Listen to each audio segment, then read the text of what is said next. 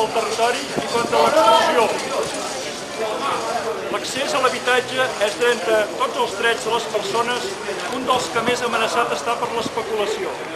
Després d'uns anys en què esturats hem vist com s'enfilaven els preus sense cap lògica, finalment s'ha vist que els preus de mercat no tan sols són inviables atesos els salaris de la major part de les famílies, sinó que a més han portat a la ruïna a milers de famílies treballadores. Les hipoteques s'han convertit per la majoria en una amenaça al benestar i a la possibilitat de fruir d'una vida digna. Constatem que a recer del negoci immobiliari s'han comès tota mena d'abusos, de trucs i d'operacions obscures on res no era el que semblava i on els més mancats d'escrúpols s'han aprofitat del desconeixement i de la bona fe d'algunes persones que necessitaven un espai per viure. Ara, moltes famílies es queden al carrer perquè no poden pagar, mentre grans quantitats de pisos estan buits, inútilment, a l'espera que algú en pagui un preu ara per ara impossible. En el període de bonança econòmica i de creixement no es van portar a terme polítiques de construcció de pisos de protecció oficial i ara potser ja no és el millor moment d'engegar-les. Cal fer sentir la nostra veu per dir ben clar i ben fort que això no pot continuar d'aquesta manera. Per això demanem, primer, que els ajuntaments i les altres institucions s'impliquin de manera eficaç a la problemàtica de l'habitatge, amb polítiques que agravin l'especulació i que pressionin les promotores, les entitats d'estalvi i els propietaris d'habitatges buits a que els posin al mercat de lloguer o que baixin els preus per tal que puguin ser ocupats dins el termini que preveu l'actual llei de l'habitatge.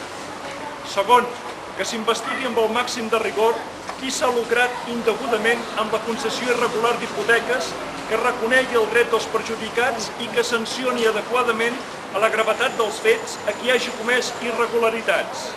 Tercer, emplacem els bancs i caixes d'estalvis perquè posin en circulació de manera urgent els habitatges que han quedat buits arran de l'impagament d'hipoteques i dels que s'han hagut de quedar a causa de promocions fallides i que en facilitin ràpidament l'ús a les famílies que els necessitin. Quart, així mateix, reclamem que els bancs i caixes d'estalvis condonin totalment el deute residual de les persones que a causa de l'augment de les quotes de préstec o per problemes d'atur no hagin pogut fer front al seu pagament i hagin perdut el seu habitatge.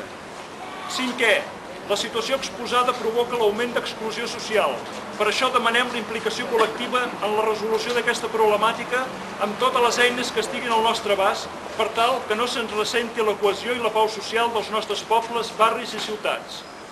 Això ho fem constar per al públic coneixement i reclamem es doni una resposta adequada a les reivindicacions plantejades.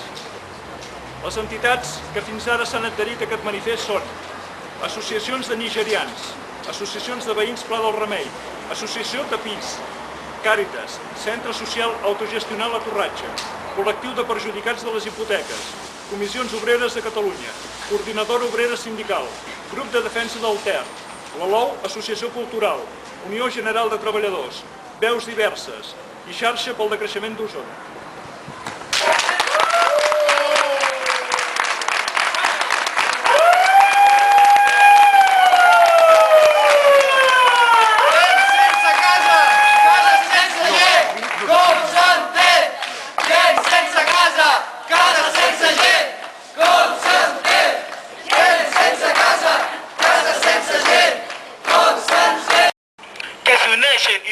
Amb nosaltres. Reclamem solucions definitives, no un pedaç per uns quants mesos, no en serveix per pactar uns mesos, sinó que volem que se anulen totalmente el deuda y a responder pendente el nuestra pis, que era el nuestra sostra y de la nuestra familia. A mes y a show, no es justo de manar nos resmes. Podemos facilitar para poder jugar pisos en unas condiciones asequibles.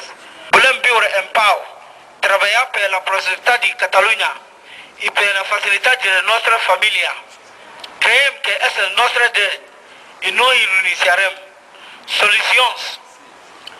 Reclamar solución específica para las hipotecas. Anular el deuda ARA, Brau Pisos Buit, Visca Cataluña, solidaridad perjudicar para las hipotecas. Gracias a todos.